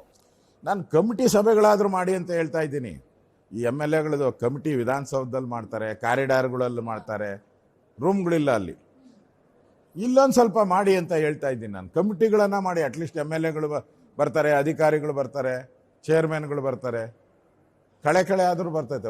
ಅಟ್ಲೀಸ್ಟ್ ಶುರು ಮಾಡಿ ಅಂತಾದರೂ ನಾನು ಸಲಹೆಯನ್ನು ಕೊಡ್ತೀನಿ. ನಾನು 100% ಕೊಡ್ತೀನಿ. ಈಗ ಸರ್ ನಾನು ಜನರನ್ನ ಮಾತಾಡಿಸ್ದೆ ಸರ್. ಕೆಲವೊಂದು ಸಚಿವರ ಹೆಸರು ಹೇಳ್ರಿ ಅಂತ ಕೇಳಿದೆ ಸರ್. ಕೃಷಿ ಸಚಿವರು ಯಾರಂತ ಕೇಳಿದ್ರು ಹೆಸರೇ ಗೊತ್ತಿಲ್ರಿ ಸರ್ ಜನರಿಗೆ. ತೋಟಗಾರಿಕಾ ಸಚಿವರು ಯಾರು ಹೆಸರೇ ಗೊತ್ತಿಲ್ರಿ ಸರ್. ಕಾಣೆಯಾದ ಸಚಿವರು ಇವತ್ತು ಬಿಡುಗಡೆ ಮಾಡಿದ್ದೀನಿ ನೋಡಿ, ಅಸೆಂಬ್ಲಿಯಲ್ಲಿ ಬಿಡುಗಡೆ ಮಾಡಿದ್ದೀನಿ. ಫೋಟೋ ತೋರ್ಸೋಕೆ ಹೋದರೆ ಸ್ಪೀಕರ್ ರೂಲ್ಸ್ ಹೇಳಿದ್ರು, ದಯವಿಟ್ಟು ತೋರಿಸ್ಬೇಡಿ ಅಂತ. ನಾನು ಹೆಸರು ಹೇಳಿದೆ, 2 ಹೆಸರು ಹೇಳೋದಕ್ಕೆ ಬೇಡ ಅಂತ ಹೇಳಿದ್ರು. 10 ಜನ ಸಚಿವರು ಉತ್ತರ ಕರ್ನಾಟಕ ಹೆಜ್ಜೆನೇ ಇಟ್ಟಿಲ್ಲ. 2.5 ವರ್ಷ, 925 ದಿನ ಆಗೈತೆ ಮುಖ್ಯಮಂತ್ರಿ ಸಿದ್ದರಾಮಯ್ಯ. ನಾನು ಸಿದ್ದರಾಮಯ್ಯನವ್ರು ಕೇಳಿದೆ, ನಾನು ಏನು ಸರ್ ನಿಮ್ಗೇನು ಅನ್ಸಲ್ವ ಇಲ್ಲಿ ದಿನ ನೋಡಿದ್ರೆ ಸ್ಪೀಕರು 10 ಗಂಟೆಗೆ ಬಾ, 8 ಗಂಟೆಗೆ ಬಾ, ರಾತ್ರಿ 12 ಗಂಟೆಗೆ ಬಿಡ್ತೀನಿ, ಬೆಳಗ್ಗೆ ಬಂದವ್ರಿಗೆ ನಾನು ಅಟೆಂಡೆನ್ಸ್ ಕೊಡ್ತೀನಿ, ಇಷ್ಟೆಲ್ಲ ಮಾತಾಡ್ತಾರೆ ಒಬ್ಬ ಸ್ಪೀಕರು. ನೀವು ಮುಖ್ಯಮಂತ್ರಿಯಾಗಿ ಒಂದು ದಿನ ಒಬ್ಬ ಮಂತ್ರಿನ ಕೇಳಿದ್ದೀರಾ? ಯಾಕಪ್ಪ ಉತ್ತರ ಕರ್ನಾಟಕ ಹೋಗಿಲ್ಲ, ಉತ್ತರ ಕರ್ನಾಟಕ ಅಭಿವೃದ್ಧಿ ಆಗಿಲ್ಲ, ಜನ ಬೈತಾ ಇದ್ದಾರೆ, ಎಷ್ಟು ದಿನ ಹೋಗಿದೆಯಾ ಅಂತ ಕೇಳಿದೆಯಾ ಅಂತ ಕ್ವಶನ್ ಮಾಡಿದ್ದೀನಿ ಇವತ್ತು ನಾನು ಅವ್ರಿಗೆ. ಅವರು ಉತ್ತರದಲ್ಲಿ ಕೊಡ್ಬೇಕಿದ್ರನ್ನೆಲ್ಲ. ಮತ್ತೆ ನೀವು ಖರ್ಚು ಮಾಡಿರೋದನ್ನ ನೋಡಿದ್ರೆ ಇಲಾಖೆಗಳು ವರ್ಸ್ಟ್. ಕೆಲವು ಇಲಾಖೆ 10%, 15%, ಇನ್ನೇನು 3 ತಿಂಗಳಾದರೆ ಹೊಸ ಬಡ್ಜೆಟೇ ಬಂದ್ಬಿಡ್ತದೆ. ಅಂದರೆ ಇಡೀ ಸರ್ಕಾರದಲ್ಲಿ ಏನಾಗಿದೆ, ನಾಯಕತ್ವ ಇಲ್ಲ. ಯಾಕೆ ಆಡಳಿತ ಯಾಕೆ ಸ್ಲೋ ಡೌನ್ ಆಗಿದೆ ಸರ್? ಯಾಕಂದ್ರೆ ಸಿದ್ದರಾಮಯ್ಯನವ್ರು ನಿನ್ನೆ ಮೊನ್ನೆ ಬಂದವರು ಅಲ್ಲ ಸರ್. ಅವರು ಸುದೀರ್ಘವಾದಂತ ರಾಜಕೀಯ ಅನುಭವ ಇರೋರು, ಎಷ್ಟೊಂದು ಬಜೆಟ್ ಮಂಡನೆ ಮಾಡಿದವರು, ಮತ್ತು ಈ ರೀತಿಯ ಸ್ಲೋ ಪರ್ಫಾರ್ಮೆನ್ಸ್ ಯಾವತ್ತೂ ಇಲ್ಲ ಅವ್ರದ್ದು. ನಿಮ್ಗೆ ಅನ್ಸುತ್ತಾ ಸರ್? ನೀವು ನೋಡಿದಂತ ಸಿದ್ದರಾಮಯ್ಯನವರ ಪರ್ಫಾರ್ಮೆನ್ಸ್ ಈ ಬಾರಿಯ ಪರ್ಫಾರ್ಮೆನ್ಸ್ಗೂ ಒಂದ್ ಸ್ವಲ್ಪ ವ್ಯತ್ಯಾಸ ಇದೆ ಅಂತ? ಸ್ವಲ್ಪ ಅಲ್ಲ, ಉತ್ತರ ಧ್ರುವ ದಕ್ಷಿಣ ಧ್ರುವ ಆಗೋಟಿದೆ. ಆ ಸಿದ್ದರಾಮಯ್ಯನವ್ರಿಗೂ ಈ ಸಿದ್ದರಾಮಯ್ಯನವ್ರಿಗೂ ಹೋಲಿಕೆನೇ ಇಲ್ಲ. ನೋಡಿ, ಇವತ್ತು ಅಧಿವೇಶನ ನಡೀತಾ ಇದೆ, ಮುಖ್ಯಮಂತ್ರಿ ಅಲ್ಲಿ ಕೂತಿದ್ದಾರೆ ಚೇರಲ್ಲಿ, ಒಬ್ಬ ಕಾಂಗ್ರೆಸ್ MLC ಅಲ್ಲಿ ಸ್ಟೇಟ್ಮೆಂಟ್ ಕೊಡ್ತಾನೆ, ಮುಖ್ಯಮಂತ್ರಿ ಸಿದ್ದರಾಮಯ್ಯ ಅಂತ ಹೇಳಿ, ಅಲ್ಲ DK ಶಿವಕುಮಾರ್ ಅಂತ ಏರ್ಪೋರ್ಟಲ್ಲಿ ಟ್ವೀಟ್ ಮಾಡ್ತಾರೆ. ಕೇಳಿದ್ರೆ ನಿದ್ದೆಗಣ್ಣಲ್ಲಿ ಮಾಡ್ತಾರೆ ಅಂತಾರೆ.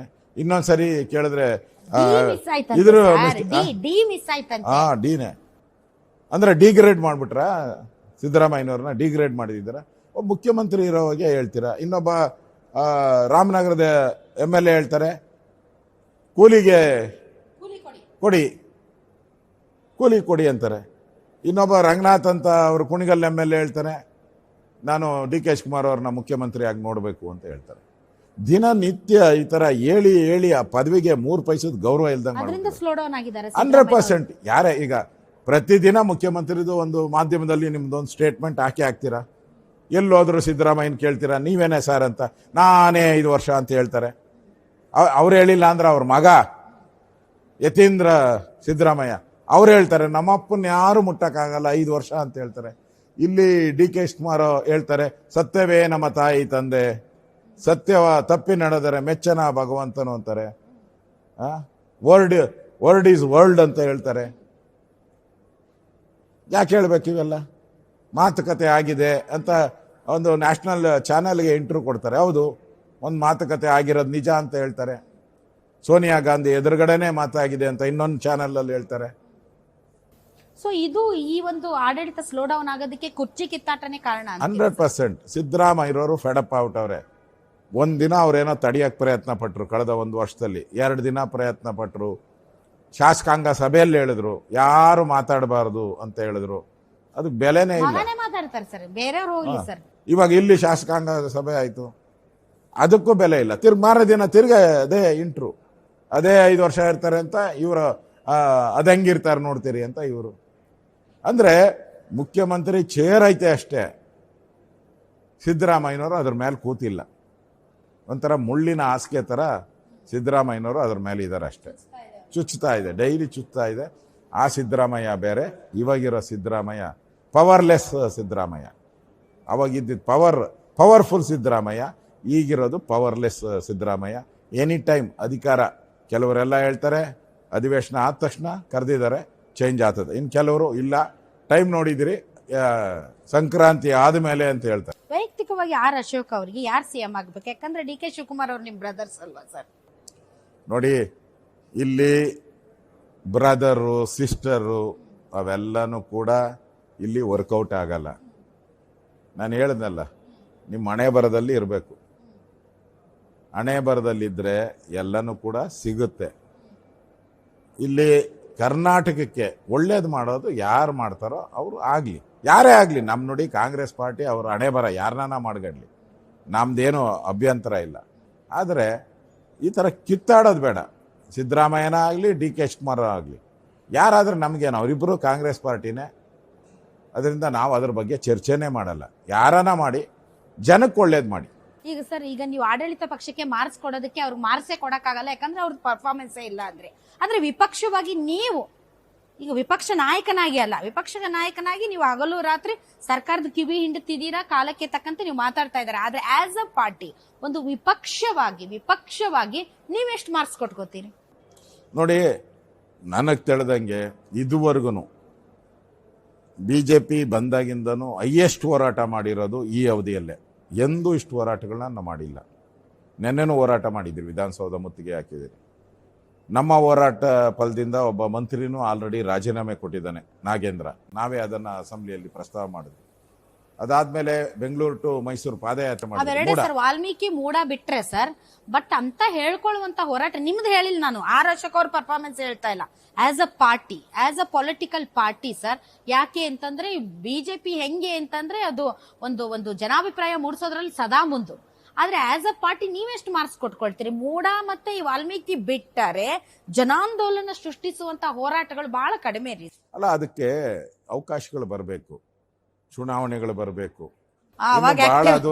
ಇನ್ನು ಬಹಳ ದೂರ ಇದೆ. ಈ ಕಾಂಗ್ರೆಸ್ ಅವರು 6 ತಿಂಗಳಿದ್ದಂಗೆ CM ಮಾಡಿದ್ರು, 40% ಮಾಡಿದ್ರು. ಅವೆಲ್ಲ ಮಾಡಿದ್ದು ಯಾವಾಗ? 3 ತಿಂಗಳಿದ್ದಾಗ, 2 ತಿಂಗಳಿಗೆ ಬಂದಾಗ. ಅದಕ್ಕೆ ಟೈಮ್ ಬರ್ತತೆ. ವಾರ್ ಟೈಮ್ ಬರ್ತತೆ. ವಾರ್ ಟೈಮ್ ಬಂದಾಗ 100% BJP ಅಗ್ರೆಸಿವ್ ಆಗಿ ಮಾಡ್ತತೆ. JDS ಮತ್ತು BJPಯ ಒಂದು ಕಾಂಬಿನೇಷನ್ ಈ ಸರಿ ಆರಾಮ್ಸೆ 170 ಸೀಟ್ ಗೆಲ್ತೀರಿ. ಆ ಥರದ ವಾತಾವರಣ ಇದೆ. ಜನಕ್ಕೆ ಬೇಸರ ಆಗಿದೆ ಕಾಂಗ್ರೆಸ್ ಅವರು. ಆ ಹೋರಾಟನೂ ಕೂಡ ಮುಂದಿನ ದಿನಗಳಲ್ಲಿ ನಾವು ದೊಡ್ಡ ಹೋರಾಟವನ್ನು ಮಾಡೋ ಮುಖಾಂತರ ರಾಜ್ಯದ ಜನತೆಗೆ ಒಳಿತಾಗುವಂಥ ಕೆಲಸವನ್ನು ನಾವು ಮಾಡ್ತೀರಿ. BJPನೂ ಕೂಡ ಆ ದಿಕ್ಕಿನಲ್ಲಿ ನಮ್ಮ ಕೇಂದ್ರದ ನಾಯಕರು ನಮಗೆ ಪ್ರೇರಣೆಯಾಗಿ ನರೇಂದ್ರ ಮೋದಿಯವರು ಇರೋದ್ರಿಂದ ಇನ್ನಷ್ಟು ಶಕ್ತಿಶಾಲಿಯಾಗಿ ನಾವು ಕೆಲಸ ಮಾಡ್ತೀವಿ. ಸರ್, ಕಳೆದ ಬಾರಿ 2023ರಲ್ಲಿ DK ಶಿವಕುಮಾರ್ ಅವರು ಮತ್ತೆ ಸಿದ್ದರಾಮಯ್ಯನವರು ತರ ಜೋಡೆತ್ತು ತರ ಮುನ್ನುಗ್ಗಿದ್ರು ಮತ್ತು ಅಧಿಕಾರಕ್ಕೆ ತಂದ್ರು ತಮ್ಮ ಪಕ್ಷವನ್ನ. ಈ ಬಾರಿ ವಿರೋಧ ಪಕ್ಷದ ನಾಯಕರಾದಂತಹ ಆರ್ ಅಶೋಕ್ ಅವರು, ಬಿಜೆಪಿ ರಾಜ್ಯಾಧ್ಯಕ್ಷರಾದಂತಹ ವಿಜಯೇಂದ್ರ ಅವರು ತಾವು ಜೋಡೆತ್ತಿನ ರೀತಿ ಕೆಲಸ ಮಾಡಿ ತಾವು ಅಧಿಕಾರಕ್ಕೆ ತರುವಂತಹ ಪ್ಲಾನ್ ಏನಾದ್ರೂ ಇದೆಯಾ ಸರ್? ಇಲ್ಲ ನೋಡಿ, ನಮ್ಮ ಪಾರ್ಟಿಯಲ್ಲಿ ಜೋಡೆತ್ತು ಒಂಟೆತ್ತು ಅವೇನು ಇಲ್ಲ. ನಮ್ಮ ಪಾರ್ಟಿ ಒಂದು ಹಿಂದುತ್ವದ ವಿಚಾರ ಇರ್ತಕ್ಕಂಥ ಪಾರ್ಟಿ. ನಿಮಗೂ ಗೊತ್ತು, ವ್ಯಕ್ತಿ ಇಲ್ಲ. ನಮ್ದು ಮೋದಿ ಅವರಿದ್ರು, ವಿಜೇಂದ್ರ ವಾಜಪೇಯಿ ಜೂನಿಯರ್ ಅಂತ ತಮಗೆ ಅಡ್ಜಸ್ಟ್ಮೆಂಟ್ ಮಾಡ್ಕೊಳ್ಳೋಕೆ ಸ್ವಲ್ಪ ಕಷ್ಟ ಆಗ್ತಾ ಇದೆ. ಇಲ್ಲ ಆ ತರ ಏನಿಲ್ಲ. ನೋಡಿ, ನಾವು ನನ್ನ ಮಕ ನೋಡಿ ಆಗ್ಲಿ, ವಿಜೇಂದ್ರ ಮಕ ನೋಡಿ ಆಗ್ಲಿ ಏನ್ ಜನ ವೋಟ್ ಹಾಕ್ತಾರೆ ಅಂತ ಅಲ್ಲ. ಹಾಕ್ತಾರೆ ಸರ್. ಇಲ್ಲ ಹಿಂದುತ್ವ, ನಮ್ದು ಹಿಂದುತ್ವ ಅದು ಮೇನ್ ಇರ್ಬೋದು. 1%, 2%, 5% ಇರ್ಬೋದು. ಆದ್ರೆ ನಮ್ಗೆ ಓಟ್ ಹಾಕುವಂತವ್ರು ಹಿಂದುತ್ವದ ವಿಚಾರ ಇಟ್ಕೊಂಡು, ದೇಶದ ವಿಚಾರ ಇಟ್ಕೊಂಡು ಮೇಯರ್ ಯಾರಾಗ್ಬೇಕು ಅನ್ನೋ ಡಿಸಿಷನ್ ಅಶೋಕ್ ಅವ್ರ ಮನೇಲಿ ಆಗುತ್ತೆ ಅಂತ ನಾನ್ ಕೇಳಲ್ಪಟ್ಟಿದ್ದೀನಿ ಸರ್. ಹಂಗಾಗಿ ನೀವ್ ಹಂಗಂದ್ರೆ ಹೆಂಗೆ ಸರ್? ಅದನ್ನು ಕೂಡ ಪಾರ್ಟಿನೇ. ನಾನೇ ಹೌದು, ನಾವು ಮಾಡ್ತಾ ಇದ್ರಿ. ಅವಾಗ ಅನಂತಕುಮಾರ್ ಇದ್ರು. ನಾವು ಬೆಂಗಳೂರಲ್ಲಿ ನಾನು ಅನಂತಕುಮಾರ್ ಅವರು BJPಯನ್ನ ಕಟ್ಟಿದಿರಿ, ಪ್ರಶ್ನೆನೇ ಇಲ್ಲ.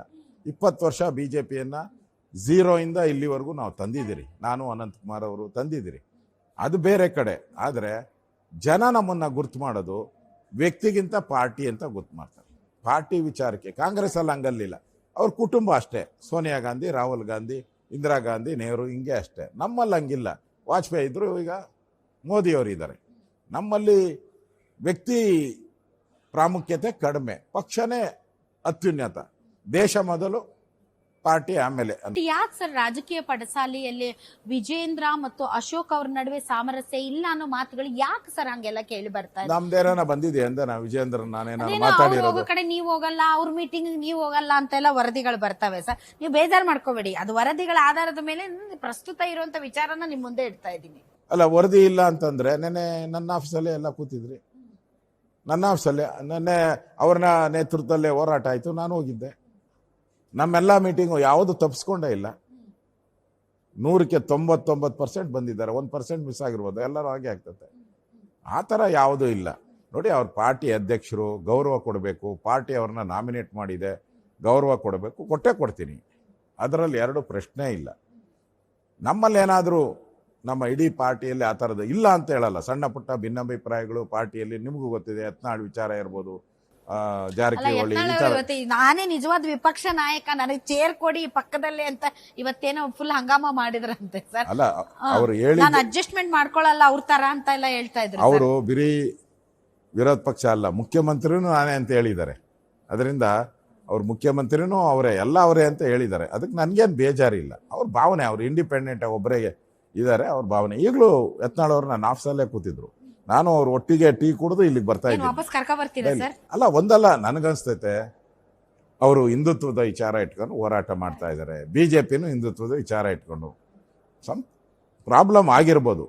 ನೋಡೋಣ ಮುಂದಿನ ದಿನದಲ್ಲಿ ನಮ್ಮ ರಾಷ್ಟ್ರೀಯ ನಾಯಕರು ಏನ್ ತೀರ್ಮಾನ. ಬಹಳಷ್ಟು ಜನ, ಇವನ್ ಈಶ್ವರಪ್ಪನವರಾಗಿರ್ಬೋದು, ಯತ್ನಾಳ್ ಅವರಾಗಿರ್ಬೋದು, ಬಹಳಷ್ಟು ಜನ ಇದ್ದಾರೆ ಸರ್. ಅವರ ಹೃದಯದಲ್ಲಿ ಯಾವಾಗ್ಲೂ ಹಿಂದುತ್ವನೇ ಇರೋದು. ಆದ್ರೆ ಕೆಲವೊಂದು ನಾಯಕರುಗಳ ಜೊತೆಗೆ ಅವ್ರಿಗೆ ಅಡ್ಜಸ್ಟ್ಮೆಂಟ್ ಆಗಿಲ್ಲ ಅನ್ನೋ ಕಾರಣಕ್ಕೆ ಅವರನ್ನ ಹೊರಗಡೆ ಇಟ್ಟಿದ್ದಾರೆ. ಅಥವಾ ಅವರ ಭಾಷಣ ಅಥವಾ ಅವರ ಹೇಳಿಕೆಗಳು ಅವರೆಲ್ಲರನ್ನೂ ಒಂದುಗೂಡಿಸಿಕೊಂಡು ಮುಂದಿನ ಚುನಾವಣೆಗೆ BJP ಪಕ್ಷವನ್ನ ಸನ್ನದ್ಧ ಮಾಡುವಂತಹ ಜವಾಬ್ದಾರಿ ತಮ್ಮ ಮೇಲೂ ಇದೆ ಸರ್. ಆ ನಿಟ್ಟಿನಲ್ಲಿ ತಾವೇನಾದ್ರೂ ಹಿರಿಯ ನಾಯಕರುಗಳನ್ನ ವಿಶ್ವಾಸಕ್ಕೆ ತೆಗೆದುಕೊಳ್ಳೋ ಪ್ರಯತ್ನ ಮಾಡ್ತೀರಾ? ಈಶ್ವರಪ್ಪನವರು ಒಳ್ಳೆ ನಾಯಕರು, ನಮ್ಮ ಪಾರ್ಟಿ ಅಧ್ಯಕ್ಷರೆಲ್ಲ ಆಗಿದ್ರು. ಯತ್ನಾಳ್ ಅವರು ಕೇಂದ್ರದ ಸಚಿವರಾಗಿ ಕೆಲಸ ಮಾಡಿದ್ದಾರೆ. ಇವರಿಬ್ಬರು ನಮಗೆ ಒಂಥರ ಆಸ್ತಿ ಇದ್ದಂಗೆ. ಆದರೆ ಕಾರಣಾಂತರದಿಂದ ಪೊಲಿಟಿಕಲ್ ದೃಷ್ಟಿಯಿಂದ ಸಮಸ್ಯೆ ಆಗಿದೆ ಅಷ್ಟೇ. ನೋಡೋಣ, ಮುಂದೊಂದು ದಿನ ಒಳ್ಳೇದಾಗ್ಬೋದನೋ. ಯಾಕಂದರೆ ನಮ್ಮ ಕೇಂದ್ರದ ನಾಯಕರ ಮೇಲೆ ಭರವಸೆ ಇದೆ. ನೋಡೋಣ, ಕೇಂದ್ರದ ನಾಯಕರು ಏನು ಮಾಡ್ತಾರೋ ಆ ತೀರ್ಮಾನಕ್ಕೆ ನಾವೆಲ್ಲರೂ ಬದ್ಧ ಆಗಿರ್ತೀರಿ. ಚುನಾವಣೆ ಬರೋ ಟೈಮ್ಗಂತೂ ನಾವೆಲ್ಲ ಇಡೀ ಕರ್ನಾಟಕದಲ್ಲಿ ಹಿಂದುತ್ವ ವಿಚಾರ ಇರೋರೆಲ್ಲರೂ ಕೂಡ ಒಟ್ಟಿಗೆ ಹೋಗುವಂಥದ್ದು ಹಾಗೇ ಆಗುತ್ತೆ. ಆ ನಿಟ್ಟಿನಲ್ಲಿ ನಮ್ಮ ಕೇಂದ್ರದ ನಾಯಕರು ನಮಗೆ ಮಾರ್ಗದರ್ಶನ ಮಾಡ್ತಾರೆ ಅನ್ನೋ ವಿಶ್ವಾಸ ನನಗಿದೆ.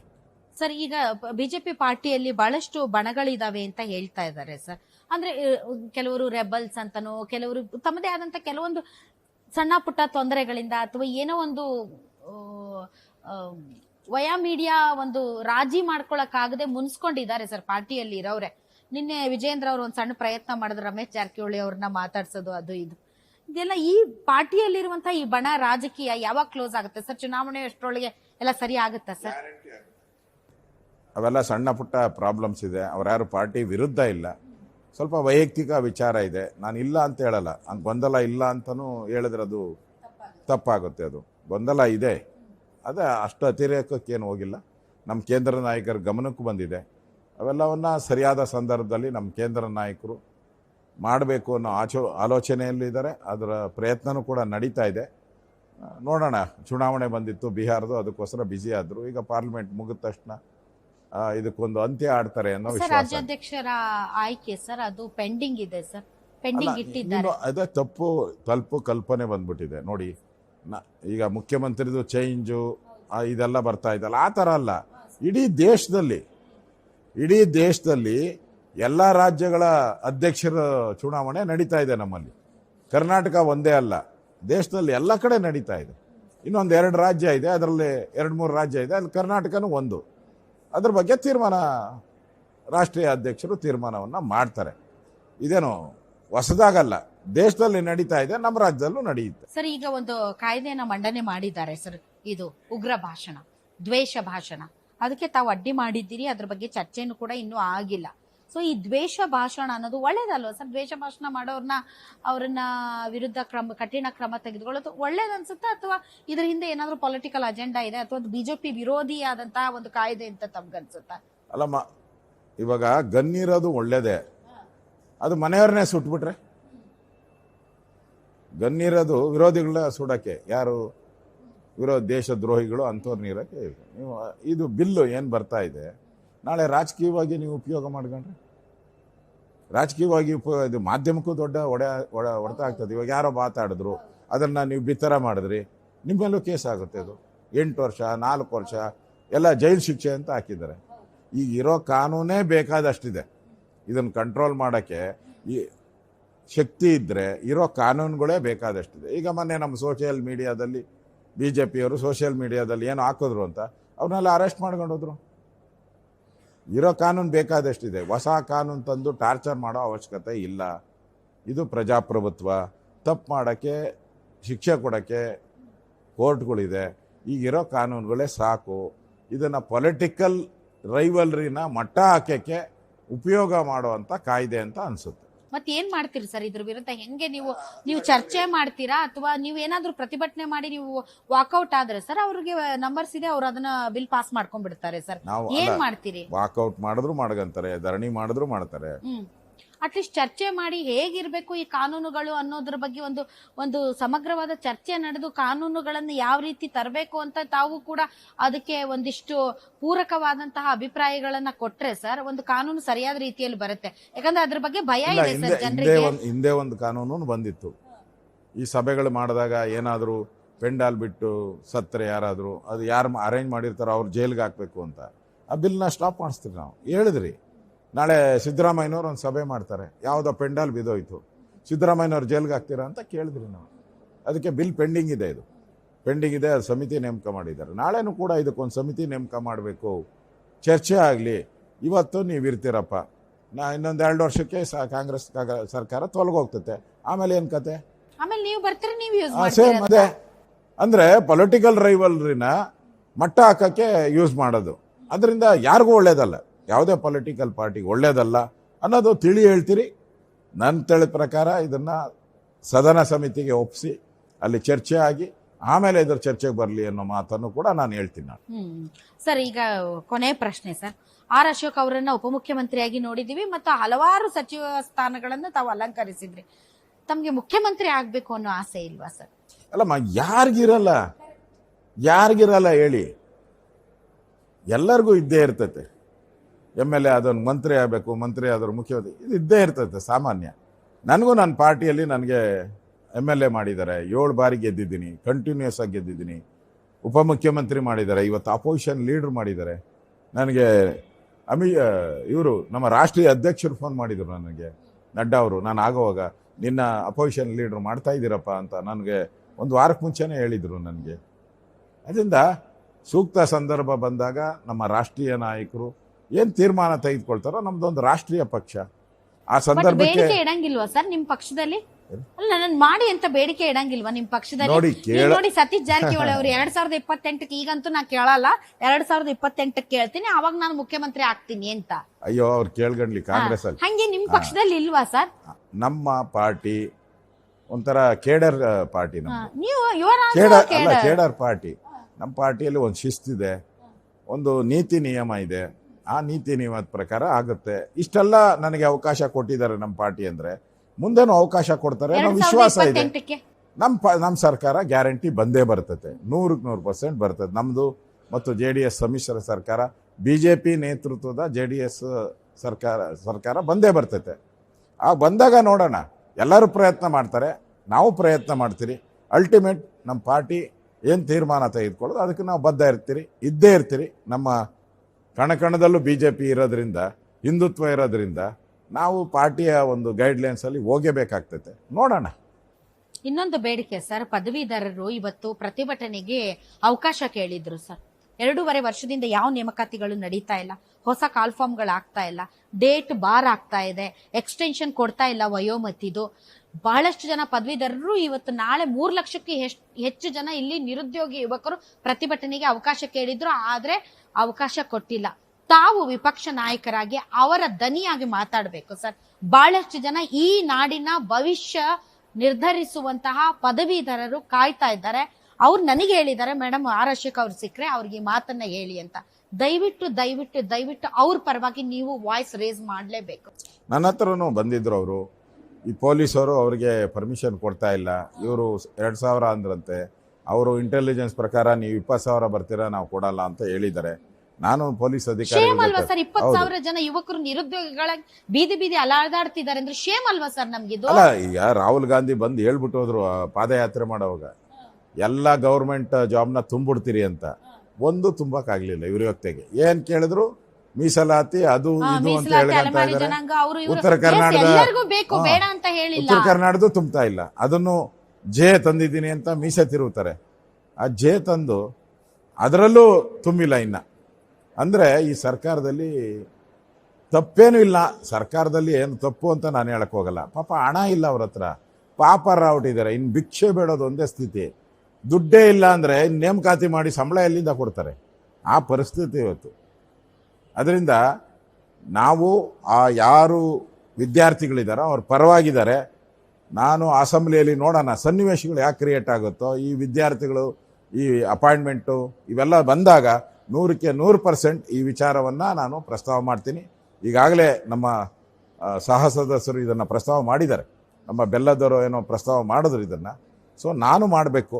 ನಾನು ಕೂಡ ರಿಪ್ಲೈ ಮಾಡುವಂಥ ಸಂದರ್ಭ ಯಾವುದನ್ನು ನೋಡಿ ಆ ಸಂದರ್ಭ ಬಂದೇ ಬರುತ್ತೆ. 100% ಅವ್ರ ಪರವಾಗಿ ನಾನು ಕೂಡ ತಾವು ಹೇಳಿದ್ದೀರಾ ಧ್ವನಿಯನ್ನು ಎತ್ತುತ್ತೀನಿ. ಸರ್, ಇದು ಲಾಸ್ಟ್ ಪ್ರಶ್ನೆ. ಪ್ರಿಯಾಂಕ್ ಖರ್ಗೆ ಅವರು ಸರ್, ಈ ನನಗನ್ಸಿದ ಮಟ್ಟಿಗೆ ನಿಮ್ಮ ಮಾರ್ಕ್ಸ್ ಕಾರ್ಡ್ ಅಲ್ಲಿ ಅತ್ಯಂತ ಹೆಚ್ಚು ಮಾರ್ಕ್ಸ್ ಪ್ರಿಯಾಂಕ್ ಖರ್ಗೆ ಅವ್ರಿಗೆ ಇರಬೇಕು. ಯಾಕಂದ್ರೆ ಅವರಂತಹ ಆಕ್ಟಿವ್ ಮಿನಿಸ್ಟರ್ಸ್ ಯಾರು ಇಲ್ಲ, ಪ್ರತಿದಿನ ಸುದ್ದಿಯಲ್ಲಿ ಇರ್ತಾರೆ ಸರ್ ಅವರು. ಸುದ್ದಿಯಲ್ಲಿದ್ರೆ ಬಂದಲ್ಲಮ್ಮ, ಫಸ್ಟು ನಿಮ್ಮ ಮನೆಯನ್ನ ಸರಿ ಮಾಡ್ಕೋಬೇಕು, ಬೇರೆಯವ್ರ ಮನೆ ಸರಿ ಮಾಡೋದಿಲ್ಲ. ನಾನು ಅವ್ರ ಪ್ರೋಗ್ರೆಸ್ ಕಾರ್ಡ್ ಇವತ್ತು ಅಸೆಂಬ್ಲಿಯಲ್ಲಿ ಬಿಡುಗಡೆ ಮಾಡಿ 14 ಮಾರ್ಕ್ಸ್ ಬಂದು 14 100ಕ್ಕೆ 100 ಇದು ಆಫ್ ಅಲ್ವಾ ಸರ್? ಇದು ಅರ್ಧ ವಾರ್ಷಿಕ ಪರೀಕ್ಷೆ, ಇದು ಮುಗ್ದೋಯ್ತು. ಇನ್ 3 ತಿಂಗಳು ಬಡ್ಜೆಟ್ ಬಂದ್ಬಿಡುತ್ತೆ. ಅಂದ್ರೆ ಆಫ್ ಅಂತ ತಳ್ಕೊಂಡ್ರು 28% ಗೊತ್ತೈತೆ. 100ಕ್ಕೆ ಫೇಲು. ನೀವು 35 ಆದ್ರೂ ತಗೋಬೇಕು. 28ಕ್ಕೆ 2 ಗ್ರೇಸ್ ಮಾರ್ಕ್ಸ್ ಕೊಟ್ರೆ 30 ಆಗುತ್ತೆ. ಅದೇ ಹೊಸದಾಗಿ ಮಂತ್ರಿ ಮಾಡ್ತಾ ಇದಾರಲ್ಲ, 35 ಇದ್ದಿದ್ದ 33 ಕೇಳಿಸ್ಯಾರ. ಅವ್ರಿಗೆ ಹೇಳೋಣ ನೆಕ್ಸ್ಟ್ 25 ಕೇಳಿಸ್ಬಿಡಿ ಅಂತ ಕೇಳೋಣ. ಅಂದ್ರೆ ಇಲಾಖೆನೇ ಸರಿಯಾಗಿ ನಡೆಸ್ತಾ ಇಲ್ಲ. IT BTಯಲ್ಲಿ ಎಲ್ಲ ಕೈಗಾರಿಕೆಗಳು ನಮ್ಮ ರಾಜ್ಯ ಬಿಟ್ಟು ಬೇರೆ ಆಂಧ್ರ ಕಡೆ ಹೋಗ್ತಾ ಇದ್ದಾರಲ್ಲ, ಅದ್ರ ಕಡೆ ಗಮನ ಕೊರಿಸ್ಬೇಕು. ದಿನ ಪತ್ರಿಕೆಯಲ್ಲಿ ಏನೋ ಸುದ್ದಿ ಮಾಡಿಬಿಟ್ರೆ ಅಲ್ಲ, ಫಸ್ಟ್ ನೀವು ಇಲಾಖೆನ ಸರಿಯಾಗಿ ನಡೆಸಿ. ಅಂದ್ರೆ ನಿಮ್ಮನ್ನ ಬಿಟ್ಟು ಬಿಡ್ಲಾರ್ದಂಗ್ ಕಾಡ್ತಿರೋರು ಅವ್ರೊಬ್ರೆ. ಅದು ಅವ್ರನ್ನ ಯಾರು ನಾವು ಕೇರೇ ಮಾಡಲ್ಲ, ಯಾರು ಕೇರೇ ಮಾಡಲ್ಲ. ಅಸೆಂಬ್ಲಿನೂ ಅಷ್ಟೇ ಕೇರೇ ಮಾಡಲ್ಲ ಯಾರೂ. ನಮ್ಮ ಈ ಪಥಸಂಚಲನದ ಬಂದಾಗ ನಾವೆಲ್ಲ ತೀರ್ಮಾನ ಮಾಡಿದ್ವಿ, ಇನ್ಮೇಲೆ ಅವ್ರು ರಿಯಾಕ್ಷನ್ನೇ ಮಾಡಬಾರ್ದು, ಮಾಡಲೇ ಇಲ್ಲ. ಆಮೇಲೆ ಆ ಥರ ಇನ್ಸಲ್ಟ್ ಸ್ಥಿತಿಗೆ ಹೋಗಿದ್ದಾರೆ ಅವರು. ಕೂಗಾಡಬೇಕು, ಕೂಗಾಡ್ತಾರೆ ಅಷ್ಟೇ. ಅಲ್ಟಿಮೇಟಾಗಿ ಅವ್ರು ಮಾಸ್ ಕಾರ್ಡ್ ಕೊಡೋದು ಯಾವುದು? ಅವ್ರು ಕೊಟ್ಟಿರೋ ಜವಾಬ್ದಾರಿ, ರಾಜ್ಯದ ಜನ ಕೊಟ್ಟಿರೋ ಜವಾಬ್ದಾರಿಯನ್ನು ಸರಿಯಾಗಿ ನಿಭಾಯಿಸಿದಾರ ಇಲ್ಲ? ಹೈಯೆಸ್ಟ್ ಪರ್ಫಾರ್ಮೆನ್ಸ್ ಯಾರಿಗೆ ಕೊಟ್ಟಿದ್ದೀರಿ ಸರ್? ಹೈಯೆಸ್ಟ್ ಮಾರ್ಕ್ಸ್ ಯಾರಿಗೆ ಕೊಟ್ಟಿದ್ದೀರಿ ಇದರಲ್ಲಿ? ಲಿಸ್ಟಲ್ಲಿ ಒಂದು ರೆವಿನ್ಯೂ ಇಲಾಖೆನೋ 42% ಬಂದಿದೆ ಅಷ್ಟೇ. ಇನ್ನು ಉಳಿದವೆಲ್ಲ 42% ಬಂದಿದೆ. ಇನ್ನು ಉಳಿದವೆಲ್ಲ ಫೇಲ್ ಆಗಿದೆ. Thank you very much sir Ashok sir, ತಾವು ಇಷ್ಟೊತ್ತು ಗ್ಯಾರಂಟಿ ಅವಕಾಶ ಕೊಟ್ಟಿದ್ದೆ. ಗ್ಯಾರಂಟಿ ಚಾನಲ್ಗೆ ಧನ್ಯವಾದಗಳು. Thank you sir. ನೋಡಿದ್ರಲ್ಲ ವೀಕ್ಷಕರೇ, ಆರ್ ಅಶೋಕ್ ಅವರು ಈಗ ರಾಜ್ಯದ ಗಟ್ಟಿ ಧ್ವನಿ. ಈ ಹಿನ್ನೆಲೆಯಲ್ಲಿ ಹಲವಾರು ಸಮಸ್ಯೆಗಳು, ಅದರಲ್ಲೂ ಕೂಡ ಉತ್ತರ ಕರ್ನಾಟಕದ ವಿಚಾರವನ್ನ ನಾವು ಅವ್ರ ಮುಂದೆ ಇಟ್ಟಿದ್ದೀವಿ. ಅವರ ಫಲಶ್ರುತಿಯಾಗಿ ನಮ್ಮ ಉತ್ತರ ಕರ್ನಾಟಕಕ್ಕೆ ನ್ಯಾಯ ಒದಗಿಸಿದರೆ ನಮ್ಮ ಉತ್ತರ ಕರ್ನಾಟಕದ ಭಾಗದ ಜನ ಅವರನ್ನ ನೆನಪಿನಲ್ಲಿ ಇಟ್ಕೊಳ್ತಾರೆ. ನೋಡೋಣ ಅವ್ರ ಮಾರ್ಕ್ಸ್ ಕಾರ್ಡು, ಅವ್ರ ಪರ್ಫಾರ್ಮೆನ್ಸ್ ಹೇಗಿರುತ್ತೆ ಅಂತ. ಇದು ಇದರಿಂದ ವಿಶೇಷ ಕಾರ್ಯಕ್ರಮ ಗ್ಯಾರಂಟಿ ನ್ಯೂಸ್, ಸುದ್ದಿ ಖಚಿತ, ನ್ಯಾಯ ನಿಶ್ಚಿತ.